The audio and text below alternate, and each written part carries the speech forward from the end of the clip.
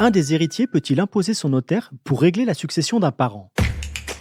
Vous écoutez un podcast imaginé par Le Particulier, le média de référence pour mieux connaître vos droits au quotidien.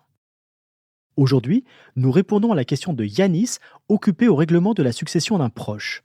Il se demande à qui appartient le choix du notaire en cas de conflit avec les autres héritiers. Alors à vos droits? Prêts? Partez! Le principe est simple, Yanis. Les héritiers choisissent d'un commun accord le notaire chargé du règlement de la succession de leurs proches défunts. Cela n'empêche pas chacun, s'il le souhaite, de se faire conseiller par son propre notaire, en payant ses honoraires de conseil, bien sûr. Mais que se passe-t-il lorsque plusieurs notaires sont chargés du règlement d'une succession et que les héritiers n'arrivent pas à se mettre d'accord sur le nom de celui qui s'occupera du dossier? Eh bien, dans ce cas, il est fait application des règles professionnelles et des principes déontologiques édictés par le Conseil supérieur du notariat.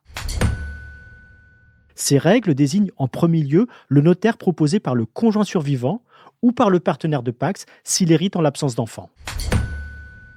À défaut de conjoint survivant, le choix revient aux héritiers réservataires, c'est-à-dire notamment aux enfants du défunt. Puis, à défaut, le choix du notaire revient au légataire universel, puis aux héritiers non réservataires. Si des héritiers de rang égal n'arrivent pas à se mettre d'accord, pour les départager, on retient le choix de ceux qui totalisent le plus de droits sur l'héritage. Par exemple, dans une succession de 3 enfants, c'est le choix du notaire de 2 d'entre eux qui sera retenu.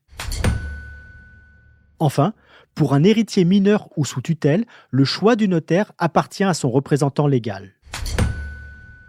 En espérant que ces précisions permettront de ne pas troubler le repos éternel de votre parent. Je suis Arnaud Saugera, journaliste au particulier. Merci d'avoir écouté cet épisode.